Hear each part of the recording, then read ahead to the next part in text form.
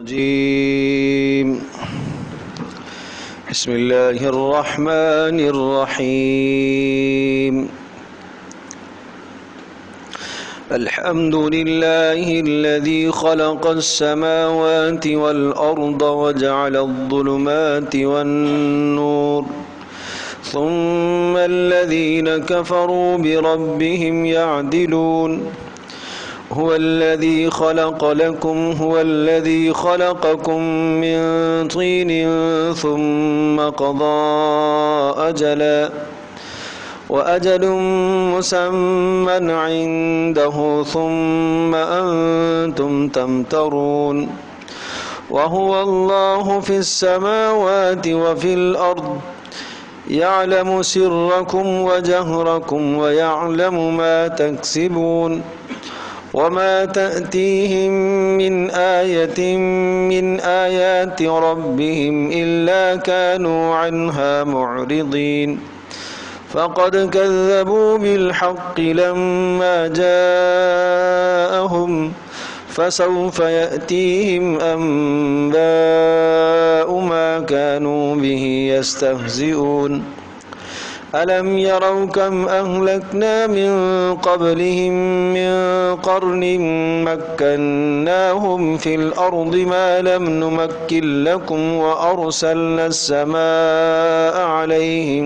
مدرارا وجعلنا الأنهار تجري من تحتهم فأهلكناهم بذنوبهم وأنشأنا من بعدهم قرنا آخرين ولو نزلنا عليك كتابا في قرطاس فلمسوه بأيديهم لقال الذين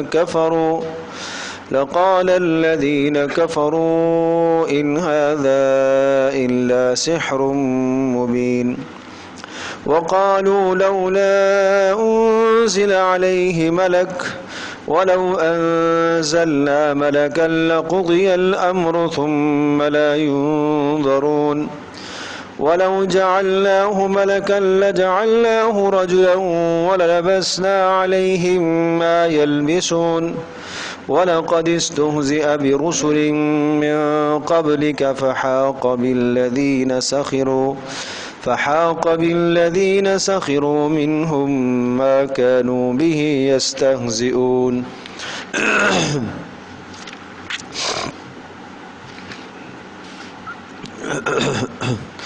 الحمد للہ الذی خلق السماوات والارض سورۃ الانعام ہے۔ یہ سورہ مبارکہ مکی صورت ہے اور وہ عظیم الشان صورت ہے کہ جس میں توحید، رسالت اور آخرت کے مضامین ہیں۔ اور اس سورہ مبارکہ کی ایک خاص فضیلت اور خصوصیت یہ ہے کہ جب یہ نازل ہوئی تو حضرت جبریل علیہ السلام جو اللہ کی طرف سے وحی پیغمبروں کے پاس لے کے آتے تھے، حضرت جبریل علیہ السلام کے ساتھ 70,000 فرشتوں کی تعداد تھی جو حضرت جبریل علیہ السلام کو چاروں طرف سے گھیرے ہوئے تھے، اور اس عظیم الشان اس استقبال کے ساتھ یہ سورہ مبارکہ نبی پاک صلی اللہ علیہ وسلم پر نازل کی گئی۔ اور آغاز اللہ کی حمد و ثنا سے ہے، الحمدللہ الذی خلق السماوات والارض۔ تمام تعریفیں اس اللہ کے لیے ہیں جس نے پیدا کیا آسمانوں کو، والارض اور زمین کو، وجعل الظلمات والنور اور جس نے بنایا ظلمات اندھیروں کو، والنور اور روشنی کو اس نے پیدا کیا۔ ثم الذین کفروا پھر بھی وہ لوگ جنہوں نے کفر کیا، بربہم یعدلون اپنے پروردگار کے ساتھ اوروں کو برابر کرتے ہیں، شریک کرتے ہیں، برابر ٹھہراتے ہیں۔ خلق السماوات عالم کبیر، بڑا جہان، آسمان زمین، تو جہاں تک انسان کی نگاہ جاتی ہے، منتہا بصر تک انسان کو آسمان ہی آسمان اور آسمان کی چھت ہی نظر آتی ہے۔ تو سارے آسمانوں کا پیدا کرنے والا اللہ ہی ہے، اور زمینوں کا پیدا کرنے والا بھی اللہ ہی ہے۔ اور یہ بات پہلے بھی آ چکی ہے کہ سماوات جمع ہے، آسمان، 7 آسمان، اور 7 آسمانوں کا تذکرہ صراحتاً قرآن مجید میں کئی جگہ پر موجود ہے۔ 7 سماوات طباقا، تہ بتہ 7 آسمان۔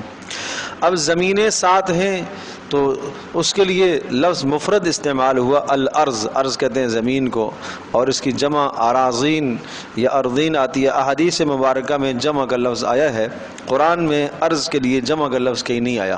البتہ ایک جگہ پر ضمیر اس طرح سے لٹائی گئی کہ جہاں اشارہ ہوتا ہے کہ جس طرح سے آسمان 7 ہیں اسی طرح سے زمینیں بھی 7 ہیں۔ اللہ الذی خلق 7 سماوات ومن الارض مثلہن، اللہ نے 7 آسمانوں کو پیدا کیا، ومن الارض مثلہن، اور زمینیں بھی اسی طرح سے پیدا کی۔ تو جس طرح سے 7 آسمان ہیں اسی طرح سے 7 زمینیں بھی ہیں۔ باقی مفسرین نے لکھا ہے کہ آسمانوں کے لیے جمع کا لفظ استعمال کرنا اور زمین کے لیے مفرد کا، یہ اس لیے ہے کہ آسمانوں میں سے ہر آسمان کی نوعیت الگ ہے، ہر آسمان کی حقیقت، اس کا رنگ، اس کی شکل، اس کی قسم الگ ہے، اور زمینیں سارے چونکہ ایک ہی قسم کی ہیں تو اس لیے ایک استعمال ہوا۔ وَجَعَلَ الظُّلُمَاتِ وَالنُّورِ، اور اس نے پیدا کیا ظلمات کو اور اندھیروں کو اور روشنیوں کو۔ اندھیروں کو پیدا کیا تو شر، برائیاں، یہ سب پیداوار تو اللہ پاک ہی کی ہے، تو چونکہ ظلمات اور اندھیروں کے کئی راستے ہیں اور روشنی کا ایک ہی راستہ ایمان ہوتا ہے، تو اس لیے نور کو مفرد لے کے آئے۔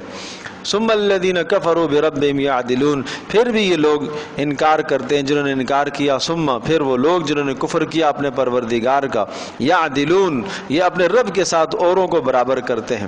هو الذی خلقکم من طین ثم قضى اجلا، پہلی آیت میں عالم کبیر یا عالم اکبر کا بیان تھا کہ بڑا جہان جس نے بنایا، اب دوسری آیت میں عالم اصغر، چھوٹا جہان۔ انسان ایک پورا جہان ہے، جس طرح سے کائنات کے اندر ہر چیز انسان کو ملتی ہے، اسی طرح سے انسان کے جسم میں وہ تمام اشیاء موجود ہیں جو آسمان و زمین میں ہیں۔ آسمان و زمین میں روشنی کے لیے اللہ پاک نے سورج اور چاند کو پیدا فرمایا، انسان کے جسم میں 2 آنکھیں پیدا فرمائی ہیں جو روشنی جن سے حاصل ہوتی ہے۔ تو اس لیے کہا امام رازی رحمۃ اللہ علیہ نے عالم اکبر اور عالم اصغر دونوں چیزوں میں بڑی شاندار مناسبت ذکر فرمائی ہے۔ عالم اکبر کائنات، عالم اصغر انسان کا جسم۔ تو فرمایا عالم اکبر میں 2 چیزیں ہیں بڑے جہان میں، یعنی روشنی کے لیے سورج چاند، اور عالم اصغر انسان کے جسم میں بھی جو ہے 2 آنکھیں ہیں جس سے انسان روشنی حاصل کرتا ہے۔ عالم اکبر کے اندر پہاڑ بھی ہیں اور میدان بھی ہیں، انسان کے جسم میں ہڈیاں پہاڑوں کی طرح ہیں۔ پھر عالم اکبر کے اندر جنگلات بھی ہیں، چٹیل میدان بھی ہیں، انسان کے جسم کے اندر بھی چٹیل بھی ہے، ہتھیلی پر کوئی بال نہیں اگتا، باقی جسم پر بال ہیں، سر میں جنگلات کی طرح بال ہیں، گھنے بال ہیں۔ اور اسی طرح سے فرمایا جس طرح سے عالم اکبر میں اگر کوئی آدمی ان جنگلات کو آزاد چھوڑ دیتا ہے تو وہاں درندے اور چیتے اور کیا کچھ پیدا ہوتا ہے، اسی طرح سے عالم اصغر اگر سر کو آدمی آزاد چھوڑ دیتا ہے، صفائی ستھرائی نہیں کرتا، نگہداشت نہیں کرتا، تو یہاں پر بھی جانور پیدا ہو جاتے ہیں، کیڑے آ جاتے ہیں، جوئیں پیدا ہو جاتی ہیں۔ اسی طرح سے فرمایا کہ عالم اکبر میں آسمانوں سے پانی برستا ہے اور زمین کے اندر اللہ نے نالیاں بنائی ہوئی ہیں جو پانی دائیں بائیں منتقل ہوتا ہے۔ اسی طرح سے عالم اصغر میں انسان کے جسم میں رگیں ہیں، اور عالم اکبر کے اندر کائنات میں میٹھا پانی بھی ہے، کھارا پانی بھی ہے، کڑوا پانی بھی ہے، اور انسان کے جسم کے اندر یہ تینوں پانی موجود ہیں۔ پتے کا پانی کڑوا ہے، لعاب آدمی کا میٹھا ہے، اس کے اندر جاذبیت ہے، اور آنسو آنکھوں سے نکلنے والا پانی نمکین ہے۔ تو جو چیز عالم اصغر میں اللہ نے بنائی، اکبر میں بڑے جہان میں پیدا فرمائی، وہی شے اللہ پاک نے عالم اصغر یعنی انسان کے اندر بھی پیدا فرمائی۔ تو انسان ایک پورا جہان ہے، سمجھے جی؟ غور کرے، اس لیے فرمایا سنریہم آیاتنا فی الآفاق، ہم اپنی نشانیاں آپ کو دکھائیں گے کائنات میں، وفی انفسکم، اور ہم تمہیں اپنی نشانیاں دکھائیں گے تمہاری جانوں کے اندر بھی، تمہارے جسموں کے اندر بھی ہماری قدرت کی کتنی نشانیاں ہیں۔ والذی خلق، کیا کیا پیٹ کے اندر اللہ پاک نے کیا کیا فیکٹریاں لگائی ہیں، کیا کیا مشینیں لگائی ہیں. پانی آدمی پیتا ہے، اس پانی کو صاف کرنا، جسم کی تقویت کے لیے جو پانی ہوتا ہے، جو تقویت کے لیے نہیں ہوتا وہ اس کو فضلے کے ذریعے سے خارج کیا جاتا ہے. کھانے کا اندر کا نظام، ہاضم کا نظام اور خون کو سپلائی کرنے کا نظام، یہ کتنے کتنے نظام اللہ پاک نے انسان کے اندر بنائے ہیں. آدمی کو اس کا احساس اور شعور بھی نہیں ہوتا. والذی خلقکم من طین، اللہ وہ ذات ہے جو جس نے تمہیں پیدا کیا مٹی سے پیدا کیا، ایک بے جان چیز کے اندر کیسی طاقت پیدا کر دی. ثم قضا اجلا، اور پھر مقرر کر دی ہر ایک کے لیے اجل، ایک وقت مقرر کر دیا. واجل مسمى عنده ثم انتم تمترون. تو ثم قضا اجلا اس کا معنی کیا ہے کہ ہر انسان کو پیدا کیا اور ہر انسان کی موت کا ایک وقت مقرر کیا. جس آدمی کی موت آ گئی اس کی قیامت واقع ہو گئی. من مات فقد وقعت قیامته، جو آدمی مر گیا اس کی تو قیامت واقعی ہو گئی. اب اس کو باقی دنیا میں کیا ملے گا؟ اب تو کچھ نہیں کر سکتا. جو عمل کا ذخیرہ تھوڑا بہت ساتھ لے گیا ہے بس وہی جائے گا. وَأَجَلٌ مُّسَمَّى، تو دوسری اجل سے مراد قیامت کبریٰ ہے. پہلے والے اجل سے مراد قیامت صغریٰ، ہر آدمی کی موت، اور دوسرے اجل سے مراد قیامت کبریٰ ہے.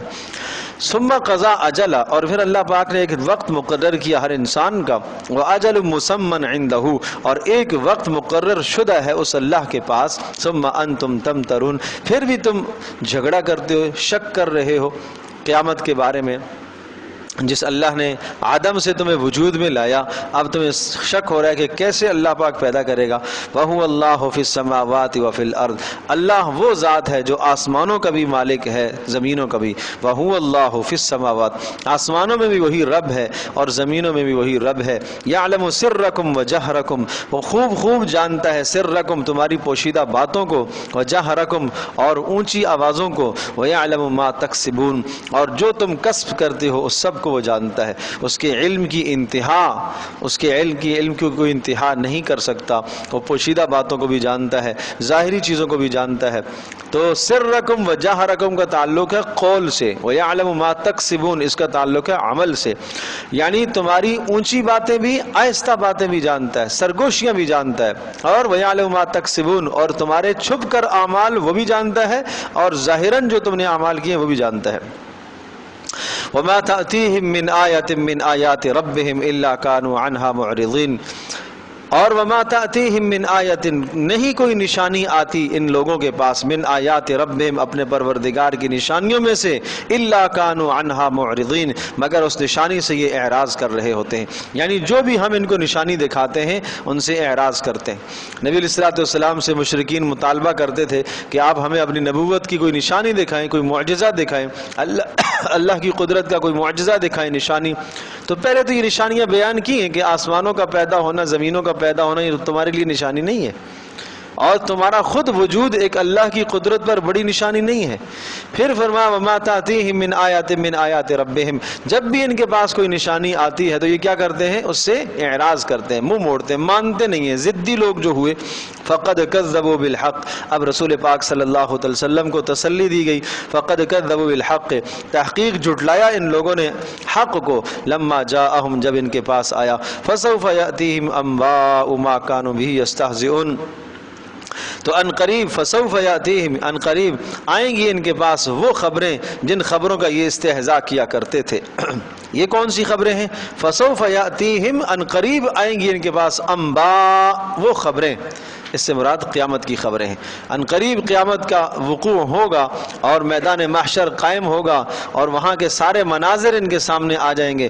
فسوف یاتیہم انباء، ان قریب وہ احوال یا وہ خبریں ساری آئیں گی، ما کانوا بہ یستہزئون، جن کا یہ استہزاء اور مذاق کیا کرتے تھے. الم یروا کم اہلکنا من قبلہم من قرن مکناہم فی الارض ما لم نمکن لکم، ایک گزشتہ تاریخ سے سبق حاصل کرو. الم یروا کم اہلکنا، کیا یہ نہیں دیکھتے یا یہ نہیں جانتے؟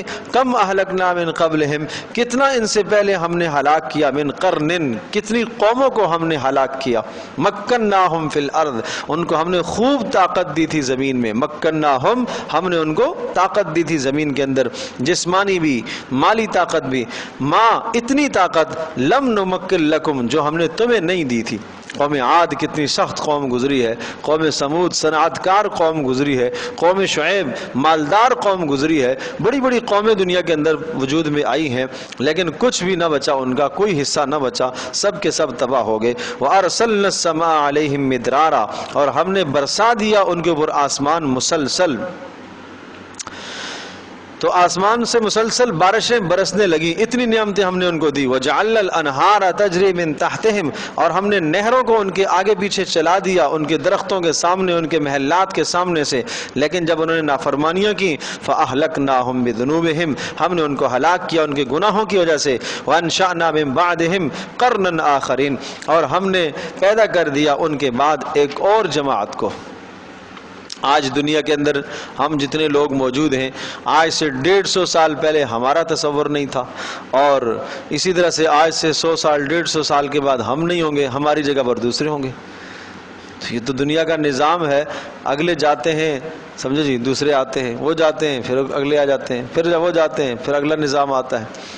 تو اس لیے اس دنیا میں ٹھہراؤ بقا تو کسی کو ہے ہی نہیں ہے۔ اس لیے رسول پاک صلی اللہ علیہ وسلم نے بھی ایک موقع پر ارشاد فرمایا تھا عرفات میں کہ آج اس وقت جتنے لوگ دنیا کے اندر موجود ہیں، ٹھیک 100 سال کے بعد ان میں سے کوئی بھی نہیں ہوگا، سمجھے جی، اس لیے کہ اس امت کی عمر ہی تھوڑی سی ہے، تھوڑی سی تو عمر ہے، اور اس تھوڑی سی عمر کے اندر بھی آدمی گناہوں میں گزار دے، نافرمانیوں میں وقت گزارتا ہے۔ تو نوح علیہ السلام کے زمانے کی ایک خاتون تھی، اور اس نے جو ہے وہ نوح علیہ السلام کے ساتھ سامنے جا کے درخواست کی کہ آپ میرے لیے دعا کریں، میرے بچے مر جاتے ہیں، بچپن میں ہی مر جاتے ہیں۔ تو کہا کتنی عمر میں؟ تو کہا یہ جو بچہ مرا ہے 300 سال میں مر گیا، سمجھے جی، 300 سال میں مر گیا، یہ بچپنا ہے اس کا، تو وہ پریشان ہے اس پر۔ تو آپ علیہ السلام نے نوح علیہ السلام نے ارشاد فرمایا کہ ایک امت ایسی آئے گی کہ جس کی ساری عمر کل 60 سے 70 کے بیچ میں ہوگی۔ تو حیران رہے گی، 60 سے 70 کے بیچ میں ساری عمر، تو پھر وہ کہنے لگی وہ تو پھر ساری زندگی سجدے میں گزار دیں گے، 60 سے 70 سال ساری سجدے میں گزار دیں گے۔ تو پھر اس پہ نوح علیہ السلام نے فرمایا نہیں، وہ نافرمانی کریں گے، بغاوت بھی کریں گے، فرما بردار بھی ہوں گے۔ اللہ اللہ اللہ۔ تو اس عورت نے کہا کہ آپ میرے لیے دعا کریں، پہلے اس نے کہا کہ میرا شمار اس امت میں ہو جائے تو میں تو ساری زندگی سجدے میں گزاروں گی، سمجھے۔ تو کیسی کیسی قومیں دنیا میں گزری ہیں کہ 250 سال 300 سال کے بعد جا کے ان کا بچہ بالغ بلوغ کو پہنچتا ہے، بچپنا 500 سال میں جا کے بلوغ کو پہنچتے تھے۔ تو کیسی کیسی قومیں اللہ پاک نے دنیا میں پیدا فرمائی، طاقتور لوگ تھے، سمجھے جی۔ تو کہا یہ ساری قومیں دنیا کے اندر آئی ہیں، اور ان کے بعد اب تم زمین کے اندر موجود ہو، اور ایک وقت آئے گا تم بھی نہیں ہوں گے۔ وَلَوْ نَزَّلْنَا عَلَيْكَ كِتَابًا فِي قِرْطَاسٍ فَلَمَسُوهُ بِأَيْدِيهِمْ لَقَالَ الَّذِينَ كَفَرُوا إِنْ هَذَا إِلَّا سِحْرٌ مُبِينٌ۔ کچھ سوالات کے جوابات ہیں، اور مشرکین نے یہ سوال کیا ٹھیک ہے بھائی ہم آپ کو رسول مانیں گے، اس بات پر مانیں گے کہ آپ آسمان پر ہمارے سامنے چڑھیں اور آسمان سے کتاب اتار کے لے آئیں، اور اس کتاب میں ہمارا نام لکھا ہوا ہو کہ یہ کتاب اللہ کی طرف سے، یہ ابو جہل کے نام، یہ اللہ کی طرف سے فلاں کافر کے نام، یہ اللہ کی طرف سے یہ فلاں کے نام۔ ایسی بیہودہ باتیں۔ اب بتاؤ نبی اس قسم کی باتیں جب سنتے تھے تو کتنے تکلیف میں ہوتے تھے، کتنا رنج ہوتا تھا کہ میں ان کی بھلائی کے لیے، ان کی خیر کے لیے، ان کی ہدایت کے لیے اللہ پاک سے کیا کچھ مانگتا ہوں، کتنی محنت کرتا ہوں، اور یہ اگر آگے سے بیہودہ باتیں مجھے کرتے۔ وَلَوْ نَزَّلْنَا عَلَيْكَ كِتَابًا، فرمایا اگر ہم کتاب اتار بھی دیتے ہیں، فی قرطاس، کسی کاغذ میں لکھی ہوئی اتار بھی دیتے ہیں، فَلَمَسُوهُمْ، جب یہ اسے چھوئیں گے، بِأَيْدِيهِمْ، اپنے ہاتھوں سے، لَقَالَ الَّذِينَ كَفَرُوا، تو کافر کہیں گے، إِنْ هَذَا إِلَّا سِحْرٌ مُبِينٌ، یہ تو صاف جادو ہے۔ یہ یوں کہیں گے، یا یہ نہیں کہیں گے کہ واقعی آسمان سے اتری ہے، ہم چاہیں تو اتار سکتے ہیں، اے نبی ہم آپ کو دے سکتے ہیں، لکھی ہوئی کتاب بھی آ سکتی ہے، لیکن اگر ایسا ہو گیا تو پھر کیا کہیں گے؟ یہ کہیں گے اوپر سے تو نہیں آئی ہے، یہ جادو کے ذریعے سے اس نے یہیں سے کچھ کیا ہے۔ جس کو ماننا نہ ہو تو وہ 1000 کیڑے نکال لیتا ہے، اعتراضات نکال لیتا ہے۔ وَقَالُوا لَوْلَا أُنزِلَ عَلَيْهِ مَلَكٌ، پھر کبھی کبھی یوں بات کرتے یہ کیسا رسول ہے؟ رسول تو وہ ہوتا ہے جس کے ساتھ کوئی فرشتہ ہو اور وہ فرشتہ اس کی تائید کر رہا ہو۔ تو پھر بات ہے کہ یہ رسول ہے. وقالو یہ کہتے ہیں لولا انزل علیہ ملک, اس پر کوئی فرشتہ کیوں نہیں اترتا جو فرشتہ آ کے بتائے کہ یہ اللہ کا رسول ہے. ولو انزلنا ملکا لقضی الامر ثم لا ينظرون, ان سے کہہ دیجئے اگر لو انزلنا ملکا, اگر ہم فرشتہ اتاریں گے, لقضی الامر پھر فیصلہ ہو جائے گا, پھر لا ينظرون مہلت نہیں دی جائے گی. کیا مطلب؟ فرشتہ اگر ہم اتاریں گے, تم نے مطالبہ کیا کہ فرشتہ آنا چاہیے, فرشتہ آ جائے گا, لیکن یاد رکھو وہ تمہارا منہ مانگا معجزہ ہوگا, اور جو قوم منہ مانگا معجزہ جب مانگتی ہے, اللہ اسے جب وہ معجزہ عطا کرتا ہے تو نہ ماننے پر پھر اللہ کا عذاب آتا ہے. تو اگر ایسا ہوا وَلَوْ أَنزَلْنَا مَلَكًا, اگر ہم نے اتار دیا فرشتے کو, لَقُضِيَ الْأَمْرُ تو پھر فیصلہ ہو جائے گا. کس چیز کا فیصلہ؟ عذاب کا, موت کا. پھر ثم لا ينظرون, پھر ان کو مہلت نہیں دی جائے گی. وَلَوْ جَعَلْنَاهُ مَلَكًا لَجَعَلْنَاهُ رَجُلًا وَلَلَبَسْنَا عَلَيْهِمْ مَا يَلْبَسُونَ. ایک اور بات تھی. اچھا بھائی, آسمان سے فرشتہ آئے اور ہم اسے دیکھیں. اب سوال یہ ہے کہ فرشتہ دو حالتوں میں آتا ہے. یا تو فرشتہ اپنی اصلی حالت میں آتا ہے, اور فرشتہ اگر اپنی اصلی حالت میں آئے گا تو اس کی شکل دیکھ کر یہ برداشت نہیں کر پائیں گے, یہ مر جائیں گے. سمجھے جی؟ کوئی فرشتہ انسان کے پاس اپنی اصلی حالت میں نہیں آتا. سمجھے نا؟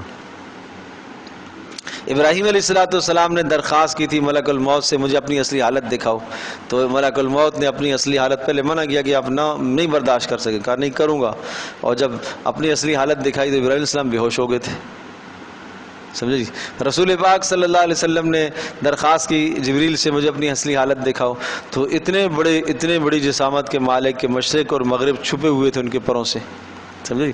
تو کہا کہ دو حال سے خالی نہیں. اگر ہم فرشتہ اتارتے ہیں تو فرشتہ یا تو کیا ہوگا, اپنی شکل میں آئے گا, اور اپنی شکل میں آئے گا تو تم برداشت نہیں کر سکو گے. اور یا فرشتہ آئے گا انسانی شکل میں. انسانی شکل میں آئے گا جیسے کہ رسول پاک صلی اللہ علیہ وسلم کے پاس جبریل آتے تھے انسانی شکل میں.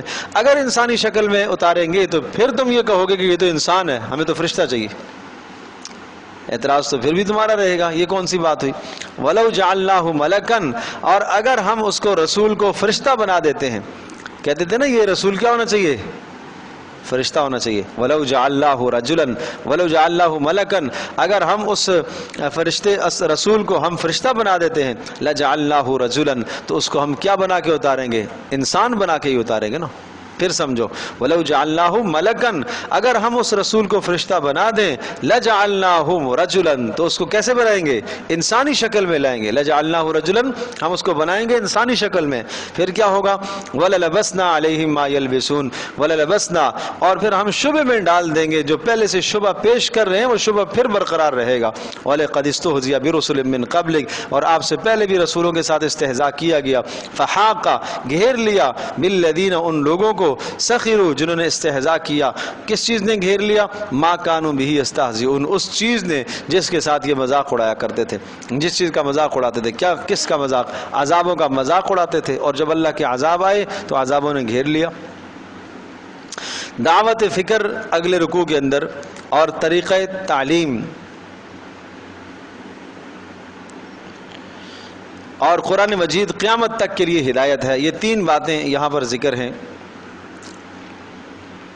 پہلی تو بات ہے دعوت فکر, سوچو, تفکر کرو. قل, کہہ دیجئے, سیرو فی الارض, چلو زمین میں. ثم انظروا, پھر دیکھو, کیف کان عاقبۃ المکذبین, کیا انجام ہوا جھٹلانے والوں کا. تو زمین میں سیر کا مقصد, پھرنے کا مقصد کیا ہوتا ہے؟ اللہ کی قدرت کے نظارے دیکھنا, گزشتہ قوموں کے حالات کو جاننا. سمجھے جی؟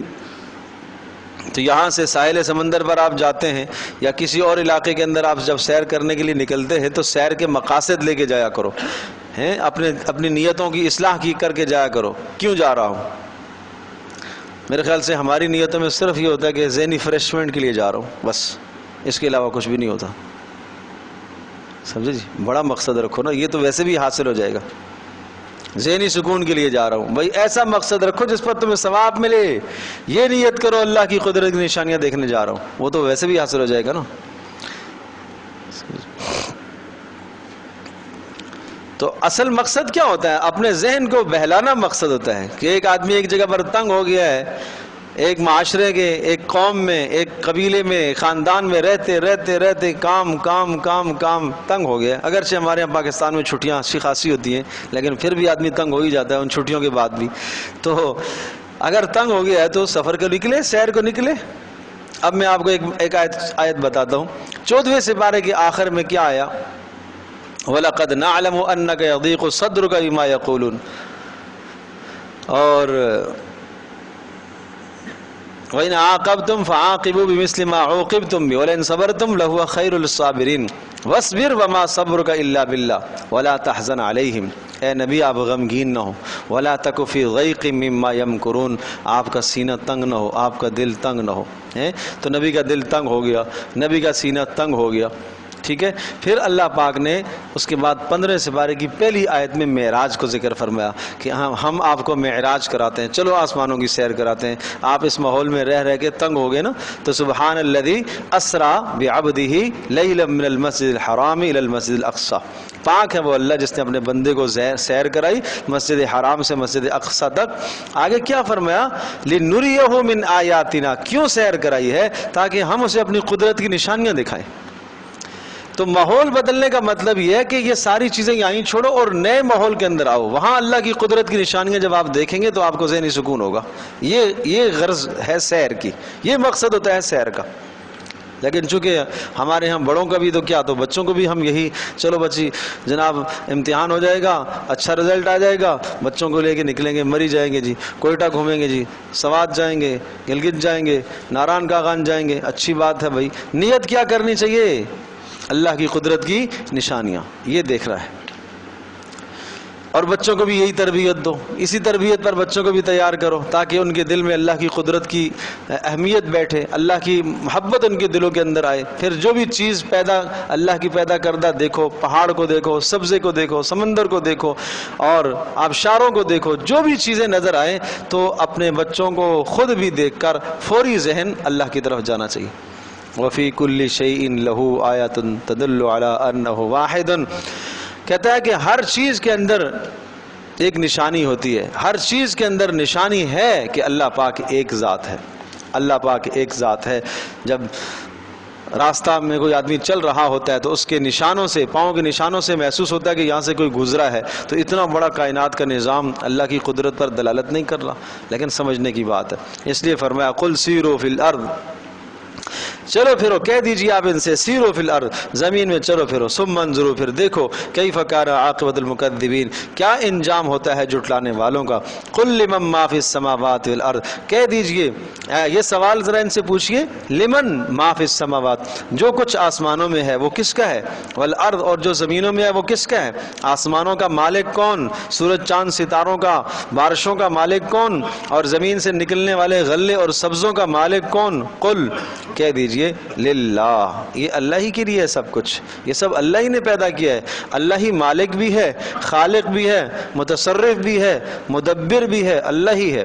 کتب علی نفسہ الرحمہ، اللہ پاک نے اپنے ذمے رحمت کو لے رکھا ہے، لازم کر دیا اللہ پاک نے اپنے لیے رحمت کو. مانا کہ اللہ پاک فرما برداروں پر رحمت برسائے گا.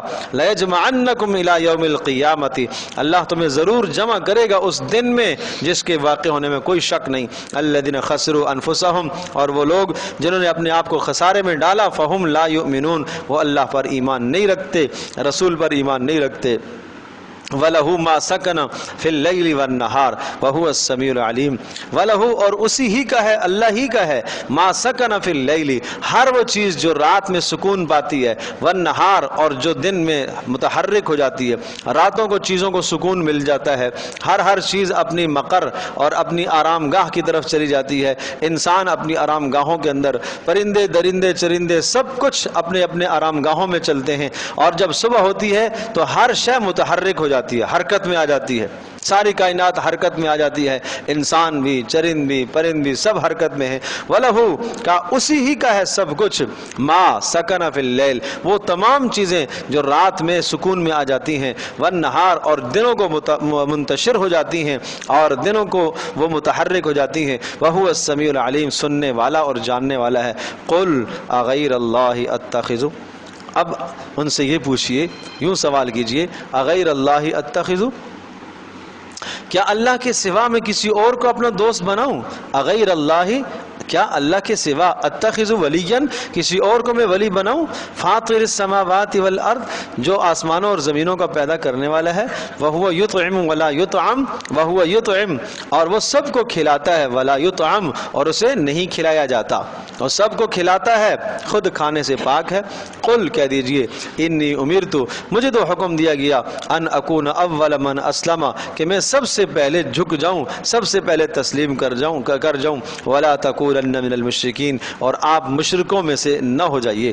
قل، کہہ دیجئے، انی اخاف ان عصیت ربی، اگر میں تمہارے مطالبات تسلیم کر لوں، تم مجھے کہتے ہو ایک سال ہمارے بتوں کی طرح عبادت کرو، جس طرح سے ہم عبادت کرتے ہیں اس طرح سے کرو، پھر ایک سال ہم آپ کی طرح کریں گے۔ قل، کہہ دیجئے، انی اخاف، مجھے تو ڈر لگتا ہے، ان عصیت ربی، اگر میں اپنے پروردگار کی نافرمانی کروں، عذاب یوم عظیم، بڑے دن کے عذاب سے مجھے بڑا ڈر لگتا ہے۔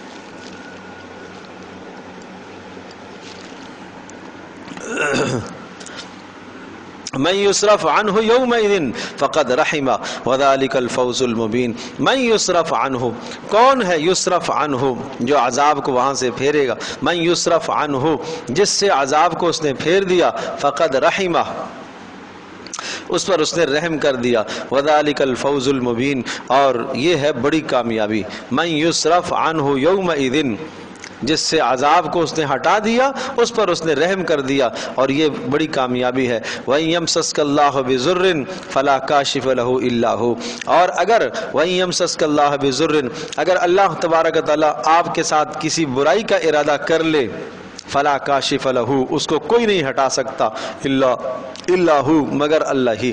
وَإِن يَمْسَسْكَ بِخَيْرٍ، اور اگر اللہ تبارک و تعالیٰ ارادہ کر لے آپ کے ساتھ خیر کا، تو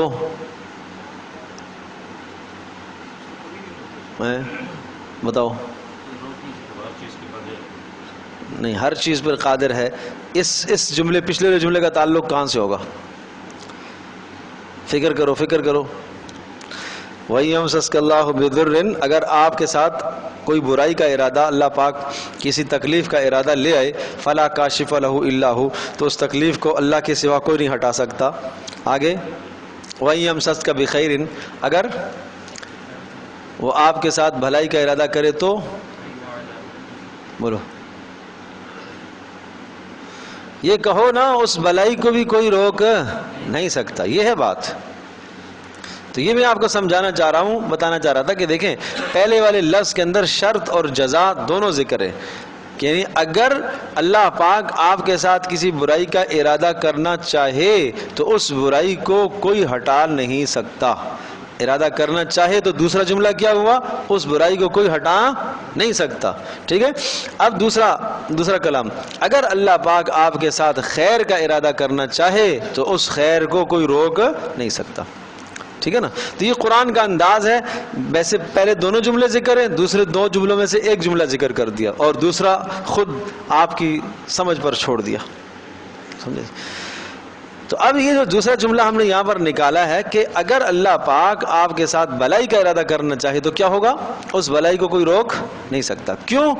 فَهُوَ عَلَى كُلِّ شَيْءٍ قَدِيرٌ، اس لیے کہ وہ اللہ ہر چیز پر قدرت رکھتا ہے، سمجھے جی۔ ایک طرف سے آپ کسی کی بھلائی بند کرو گے، دوسرا راستہ اللہ نکال لے گا، وہاں سے بند کرو گے ادھر سے آ جائے گا۔ تو اللہ پاک کے لیے کیا مشکل ہے؟ اللہ پاک شرور سے خیر نکال کے لے آتا ہے، اللہ تو قادر مطلق ہے۔ وَهُوَ الْقَاهِرُ فَوْقَ عِبَادِهِ وَهُوَ الْحَكِيمُ الْخَبِيرُ، اللہ وہ ذات ہے القاہر جو غلبے والا ہے، فوق عبادہ اپنے تمام بندوں پر، وَهُوَ الْحَكِيمُ الْخَبِيرُ اور وہ حکمت والا ہے اور جاننے والا ہے۔ قل، کہہ دیجئے، أَيُّ شَيْءٍ أَكْبَرُ شَهَادَةٍ، کیا چیز ہے، أَيُّ شَيْءٍ کیا چیز ہے، أَكْبَرُ شَهَادَةٍ سب سے بڑی گواہی تمہیں کون سی چاہیے؟ تم یہ کہتے ہو کہ اے رسول کو کہتے ہو کہ اپنی رسالت پر گواہی پیش کرو، معجزہ پیش کرو، کتنی بڑی گواہی چاہیے؟ ان سے ذرا پوچھئے، ایُّ شیءٍ اکبر شہادہ، تمہاری سوچ کے مطابق سب سے بڑی گواہی کون سی ہے؟ میں وہ لے آؤں گا۔ نہیں سمجھے؟ آپ اپنی سوچ کے مطابق سمجھو کہ سب سے بڑی گواہی کون سی ہے، کون گواہی دے رسالت کی تو تم مان جاؤ گے؟ فرشتہ وہ بھی آ جائے گا، اللہ گواہی دے وہ بات بھی ہو جائے گی، لیکن اس کے بعد پھر ماننا پڑے گا، اگر نہیں مانو گے تو پھر عذاب آئے گا۔ قل کہہ دیجئے اللہ شہید بینی و بینکم، اللہ ہی گواہ کافی ہے میرے اور تمہارے درمیان، اوحی الی ھذا القرآن، اور اللہ کی گواہی کی صورت یہ ہے کہ اوحی الی، اللہ نے میری طرف وحی فرمائی ہے، یہ گواہی ہے میری، ھذا القرآن، یہ قرآن اللہ پاک نے میری طرف وحی کیا ہے، حالانکہ ایسا کلام میں پہلے سے نہیں جانتا تھا۔ سمجھے؟ رسول پاک صلی اللہ تعالی وسلم نے تو کسی سے لکھنا پڑھنا سیکھا نہیں ہے، اور وہاں سے لکھنے پڑھنے کا رواج بھی زیادہ نہ تھا۔ اس طرح سے اچانک سے آپ الاسلام کی زبان سے شاندار کلام کا صادر ہو جانا، بہترین فصیح بلیغ کلام کا صادر ہو جانا، یہ اللہ کی طرف سے گواہی ہے کہ میں اللہ کا رسول ہوں۔ وَأُوحِيَ إِلَيَّ هَذَا الْقُرْآنُ، اور فرمایا کہ وہی کیا گیا میری طرف یہ قرآن، اور یہ گواہ کافی ہے، لِأُنذِرَكُم بِهِ، تاکہ اس قرآن کے ذریعے سے میں ڈراؤں، بِهِ ومن بلغ، اور اس شخص تک کہ جہاں تک یہ قرآن پہنچے، ان سب کو ڈرانا، یہ قیامت تک آنے والوں کے لیے رسول اکرم صلی اللہ علیہ وسلم کا دین ہے۔ اَإِنَّكُمْ لَتَشْهَدُونَ أَنَّ مَعَ اللَّهِ آلِهَةً أُخْرَى، کیا بتاؤ تم، اَإِنَّكُمْ لَتَشْهَدُونَ، کیا تم گواہی دیتے ہو کہ اللہ کے ساتھ کوئی اور بھی شرکا موجود ہیں؟ قل کہہ دیجئے لا اشہد، میں تو گواہی نہیں دیتا اس کی، میں ایسی بات نہیں کہتا اس لیے کہ ہے ہی نہیں ہے۔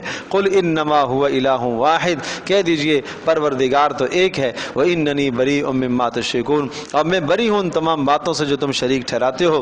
الذین آتیناہم الکتاب، اور وہ لوگ جن کو کتاب کا علم دیا گیا ہے، یہود و نصارہ، یعرفونہ، اور وہ جانتے ہیں اس نبی کو، کما یعرفون ابناءہم، ایسے جانتے ہیں جیسے اپنے بیٹوں کو جانتے ہیں۔ اپنے بیٹوں اور اولادوں کی پہچان میں کیا شبہ ہو سکتا ہے، کیا تردد ہو سکتا ہے؟ کوئی تردد نہیں ہو سکتا، ہر طرح کی نشانیوں سے انسان پہچان لیتا ہے اپنی اولاد کو۔ اسی طرح سے یہ لوگ بھی رسول پاک صلی اللہ علیہ وسلم کو جانتے ہیں نشانیوں سے۔ تورات میں ساری نشانیاں ذکر ہے، انجیل میں ساری نشانیاں ذکر ہیں۔ الذین خسروا انفسهم فهم لا یؤمنون، وہ لوگ جنہوں نے اپنے آپ کو خسارے میں ڈالا وہ ایمان نہیں لاتے۔ ومن اظلم ممن افترى علی اللہ کذبا او کذب بآیات، شرک کا انجام اور دنیا کی حقیقت۔ ومن اظلم، اور اس سے بڑا ظالم بلا کون ہو سکتا ہے، ممن افترى علی اللہ کذبا، جس نے اللہ پر جھوٹ باندھا، او کذب بآیاتہ، یا اللہ کی آیات کو اور نشانیوں کو اس نے جھٹلایا ہے۔ انہ لا یفلح الظالمون، بے شک شان یہ ہے، لا یفلح الظالمون، ظالم لوگ کبھی کامیاب نہیں ہوتے۔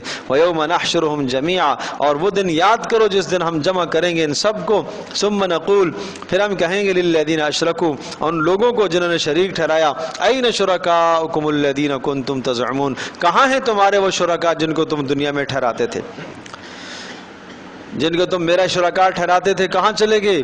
ثم لم تکن فتنتهم الا ان قالوا واللہ ربنا، ثم لم تکن فتنتهم، پھر تمہارا وہاں جواب نہیں ہوگا سوائے اس جواب کے، اس جواب کو فتنہ کہا ہے۔ لم تکن فتنتہم، نہیں ہوگا تمہارا جواب مگر یہ ہوگا، کیا ہوگا؟ الا ان قالوا، یہ یوں کہیں گے، واللہ ربنا، ہمارے پروردگار کی قسم، ما کننا مشرکین، ہم نہیں شرک کرتے تھے۔ جھوٹ بولیں گے، تو اس لیے جھوٹ بولیں گے، اس جھوٹ کو فتنہ کہا۔ جھوٹ کیا ہوتا ہے؟ فتنہ ہوتا ہے نا، سمجھیے؟ تو جھوٹ فتنہ ہوتا ہے، کسی پر بہتان باندھنا جھوٹا وہ بڑا فتنہ ہوتا ہے، سمجھے؟ سبحانک ھذا بہتان عظیم، بڑا بہتان۔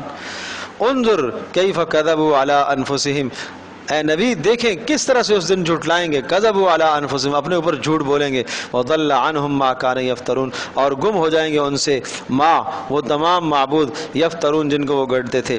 ومنہم من یستمع الیک، اور بعض ان میں سے ایسے یستمع الیک جو آپ کی طرف کان لگا کر سنتے ہیں۔ وجعلنا علی قلوبہم اکنۃ، اور ہم نے ڈال دیا ان کے دلوں پر اکنۃ، پردوں کو، ان یفقہوا، تاکہ وہ نہ سمجھ سکیں کچھ بات، وفی آذانہم وقرا، اور ان کے کانوں کے اندر ہم نے بوجھ ڈال دیا، وَإِن يَرَوْا كُلَّ آیَةٍ، اور اگر ہر طرح کی نشانی دیکھ لیں، لا یؤمنوا بها، تب بھی ایمان نہیں لائیں گے، حتی اذا جاؤوک، یہاں تک کہ جب آپ کے پاس آئیں گے، یجادلونک، جھگڑا کریں گے، یقول الذین کفروا، کہیں گے وہ لوگ جنہوں نے کفر کیا، ان ھذا الا اساطیر الاولین، نہیں ہے مگر یہ پہلوں کی کہانیاں، یہ بس پہلوں کی کہانیاں ہیں، قصے ہیں۔ وَهُمْ يَنْهَوْنَ عَنْهُ وَيَنْأَوْنَ عَنْهُ وَهُمْ يَنْهَوْنَ عَنْهُ، اور یہ کیا کرتے ہیں؟ ینہون، روکتے ہیں لوگ ینہون، روکتے ہیں لوگوں کو، عنہ، اس قرآن سے، وینأون عنہ، اور خود بھی اس سے بچتے ہیں۔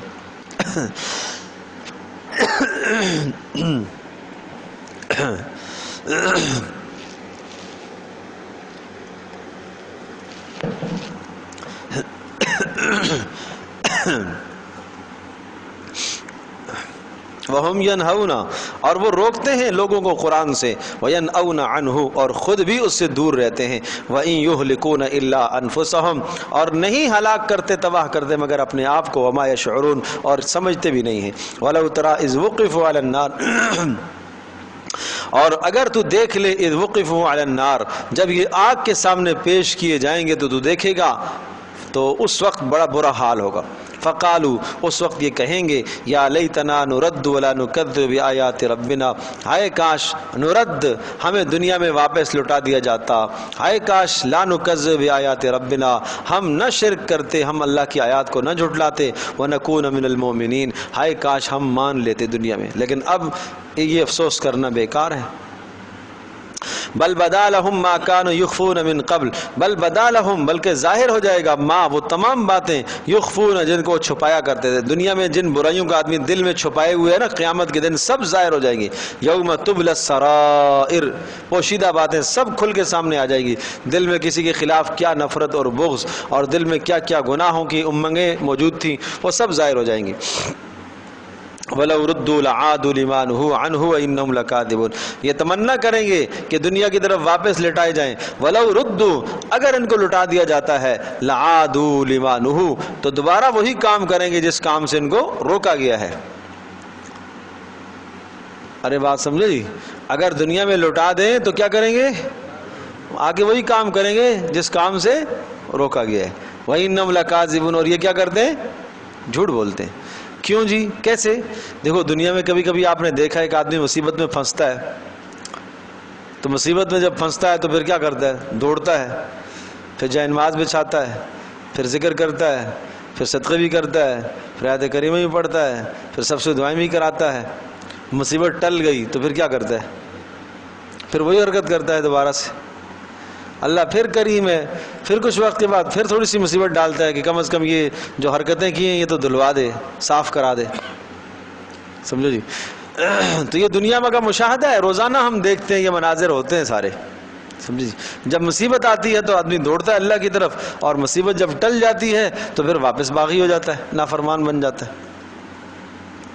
وقالوا ان هي الا حیاتنا الدنیا وما نحن مبعوثین، اور یوں کہتے ہیں ان هي الا حیاتنا الدنیا، نہیں ہے کچھ بھی مگر یہ دنیا کی زندگی، وما نحن مبعوثین، اور ہم نہیں اٹھائے جائیں گے۔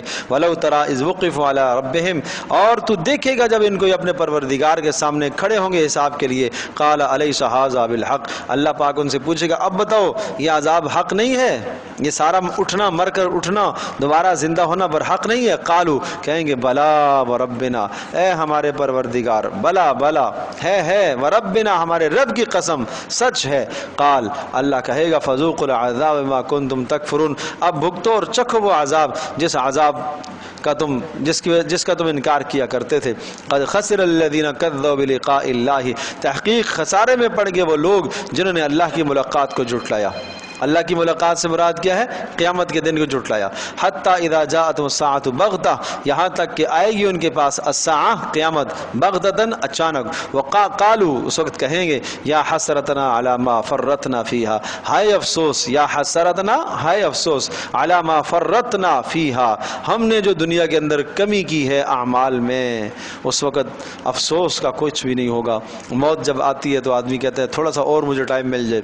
وہم یحملون اوزارہم علی ظہورہم، اور وہ اٹھائے ہوئے ہوں گے اوزارہم، بڑے بڑے وبال، علی ظہورہم، اپنی پشتوں پر اٹھائے ہوئے ہوں گے، الا ساء ما یزرون، بڑا برا وہ وزن ہوگا جو انہوں نے اٹھایا ہوا ہوگا۔ وما الحیات الدنیا الا لعب ولہو، اور دنیا کی زندگی نہیں ہے الا لعبا، مگر کھیل، لہو، دل بہلانے کی چیز، لعب، لہو،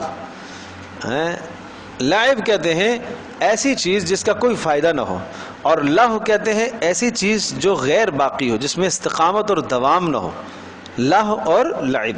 تو یہ دونوں چیزیں دنیا کے لیے استعمال ہوتی ہیں، لہو بھی اور لعب بھی، اور کبھی لہو کو پہلے لے آتے ہیں، لعب کو بعد میں ذکر کرتے ہیں، کبھی لعب کو پہلے ذکر کرتے ہیں، لہو کو بعد میں ذکر کرتے ہیں۔ غیر نافع اور غیر باقی، غیر نافع غیر باقی، لعب غیر نافع۔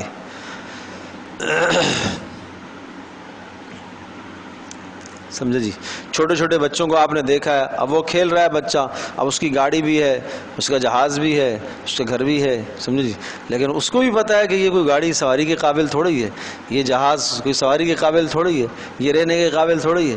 وہ گاڑی کو بھی اٹھا کے لے کے جا رہا ہے، جہاز کو بھی اٹھا کے لے جا رہا ہے، گھر کو بھی اٹھا کے لے کے جا رہا ہے۔ یہ کیا کہلاتا ہے؟ یہ لعب ہے بھائی، دنیا تو یہ لعب ہے بھائی، سمجھے جی؟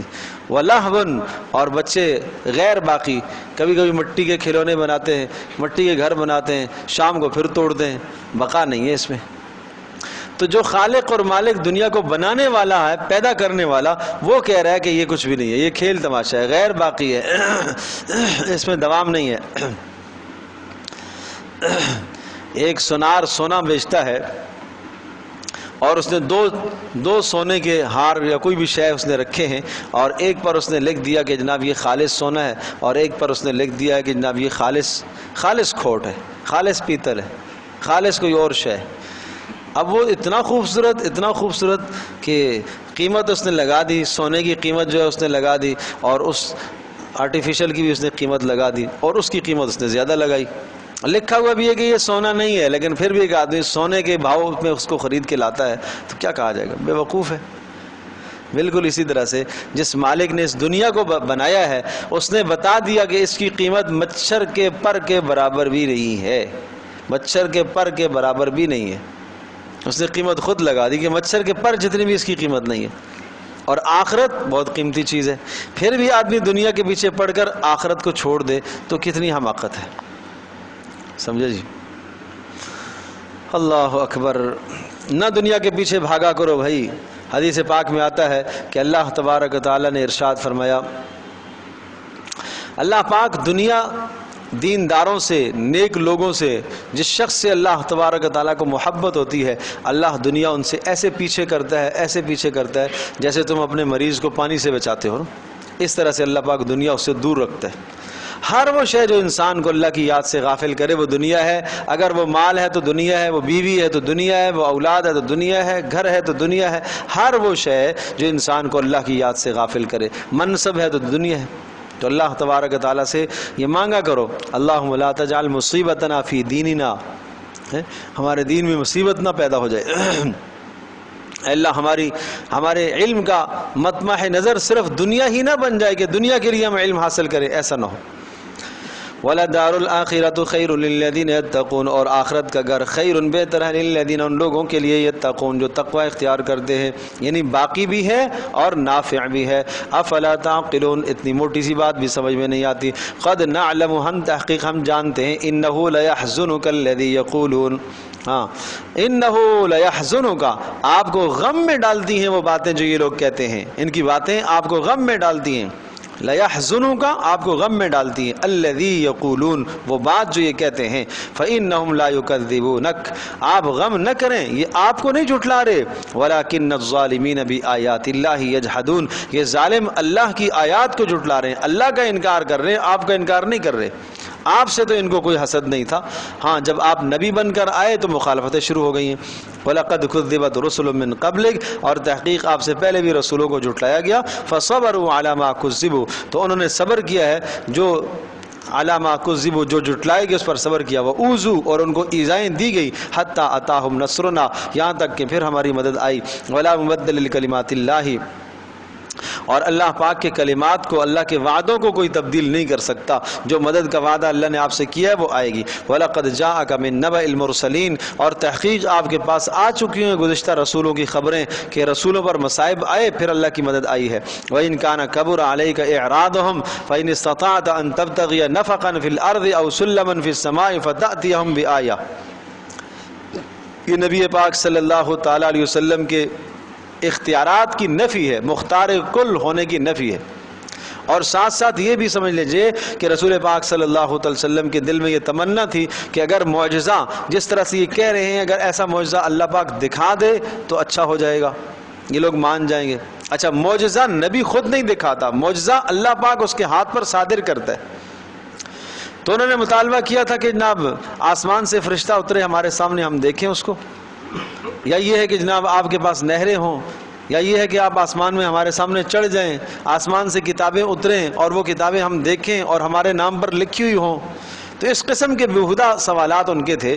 تو آپ علیہ السلام کے دل میں یہ خیال آیا کہ اگر ان کی یہ فرمائشیں پوری ہو جائیں شاید پھر یہ کیا کریں گے، ایمان لے آئیں گے۔ تو اس پر یہ آیت نازل فرمائی وَإِن كَانَ كَبُرَ عَلَيْكَ إِعْرَاضُهُمْ، اے نبی اگر آپ کو گراں گزرتا ہے، کبرا گراں گزرتا ہے، علیکا آپ پر، اعراضہم ان کا اعراض کرنا اگر گراں گزرتا ہے تو آپ یوں کر لو، فَإِنِ اسْتَطَعْتَ اگر آپ چاہتے ہیں، استطاعت رکھتے ہیں، ان تبتغی نفقا فی الارض کہ آپ تلاش کر لیں زمین کے اندر کوئی سرنگ، او سلما فی السماء یا آسمان میں کوئی سیڑھی چڑھنے کی، فتاتیہم بآیہ اور وہاں سے جا کے کوئی اپنی نشانی لے آؤ جس طرح سے یہ مانگتے ہیں۔ ظاہر آپ کا یہ اختیار تو نہیں ہے نا، نشانی کون دکھائے گا؟ اللہ دکھائے گا۔ وَلَوْ شَاءَ اللَّهُ لَجَمَعَهُمْ عَلَى الْهُدَى اور اگر اللہ پاک چاہتا تو سب کو ایک ہدایت پر جمع کر دیتا۔ مطلب کیا؟ اگر اللہ چاہتا تو سب کے سب ہدایت پر آ جاتے، آپ کی بات مان لیتے، نہیں سمجھے؟ لیکن اللہ پاک حکمت کا تقاضا، شاباش، اللہ پاک کی طرف سے امتحان ہے۔ یعنی اگر اللہ چاہتا تو سارے کے سارے مکہ والوں کو، سارے کے سارے کافروں کو آپ کا فرمانبردار جبرن بنا دیتا، اجباری بنا دیتا۔ دیکھو کائنات میں انسان وہ مخلوق ہے کہ جس کو اللہ تبارک و تعالیٰ نے اختیار دیا ہے، باقی مخلوقات کو اختیار نہیں ہے۔ مثال کے طور پر سورج ہے، اس کو طلوع ہونا ہی ہے، اس کو روشنی دینا ہی ہے، چاند ہے اس کو گھٹنا بڑھنا ہی ہے، اس کے علاوہ اسے کوئی اختیار نہیں ہے۔ چاند اگر چاہے کہ میں اس مہینے میں نہیں جاؤں گا، سمجھے، میں بڑا نہیں ہوں گا، وہ نہیں ہو سکتا۔ چاند اگر کہے کہ نہیں زوال کی طرف مجھے 16ویں تاریخ کے بعد زوال کی طرف نہیں جانا ہے، گھٹنا نہیں ہے، چاند نہیں کر سکتا۔ یہ چیزیں جو نا اجبار ہے ان پر اللہ کی طرف سے، وہ اللہ کے نظام میں قدرت میں جھگڑی ہوئی ہیں۔ انسان کو اللہ نے اختیار دیا ہے، انسان کو اللہ پاک نے اختیار دیا، نیکی کا راستہ بھی سامنے ہے، برائی کا راستہ بھی سامنے ہے۔ اب اپنے اختیار سے، مرضی سے جس راستے سے اختیار کرے گا اسی پر اس کو اللہ پاک اجر عطا فرمائیں گے۔ تو یہ بات ہے کہ فَإِنِ اسْتَطَعْتَ أَن تَبْتَغِيَ نَفَقًا فِي الْأَرْضِ اگر آپ چاہتے ہیں تو آپ زمین میں ایک سرنگ پیدا کر دیں، آسمان میں ایک سیڑھی بنائیں، فَتَأْتِيَهُمْ بِآیَةٍ اور پھر آپ وہاں سے اپنی نشانی آپ دیکھیں۔ وَلَوْ شَاءَ اللَّهُ لَجَمَعَهُمْ عَلَى الْهُدَى اور اگر اللہ پاک چاہتا تو سب کو ایک ہدایت پر جمع کر دیتا۔ فَلَا تَكُونَنَّ مِنَ الْجَاهِلِينَ لہٰذا آپ انجان لوگوں میں سے مت بنیے، آپ بات سنیے۔ انما یستجیب الذین یسمعون ہاں آپ کی ہدایت پر اتباع کرتے ہیں وہ لوگ، یسمعون جو سنتے ہیں توجہ سے اور جن کے اندر سننے کی استطاعت موجود ہے اور سمجھنے کی بھی، والموتى یبعثهم اللہ الیہ اور وہ لوگ جو مرے ہوئے ہیں وہ قیامت کے دن اٹھائے جائیں گے۔ یہاں دونوں معنی ہیں کہ مردے حقیقت میں قبروں سے نکلیں گے قیامت کے دن، اور نمبر 2 والموتى یبعثهم اللہ کہ مردے جو آج آپ کی بات نہیں سنتے مرے ہوئے ہیں، گویا کہ وہ کافر مرے ہوئے ہیں، ہاں تو اللہ ان کو قیامت کے دن اٹھائے گا تو تب مانیں گے۔ ثم الیہ یرجعون پھر اللہ کی طرف لوٹائے جائیں گے۔ وقالوا لولا نزل علیہ آیۃ من ربی پھر بات وہی کہ یہ کیوں، یہ کہتے ہیں لولا نزل علیہ کیوں نہیں اتاری جاتی اس پر اپنے پروردگار کی طرف سے ایک نشانی۔ قل کہہ دیجئے ان اللہ قادر اللہ پاک قدرت رکھتا ہے، علی ان ینزل آیۃ اللہ پاک نشانی اتارے، ولکن اکثرهم لا یعلمون لیکن اکثر لوگ نہیں جانتے۔ کیا نہیں جانتے؟ شاباش، نشانی کا انجام پھر کیا ہوتا ہے یہ نہیں جانتے اکثر لوگ۔ اگر نشانی آ گئی، جو معجزہ آپ نے مانگا ہے وہ آ گیا تو پھر اس کے بعد جو ہے عذاب آتا ہے۔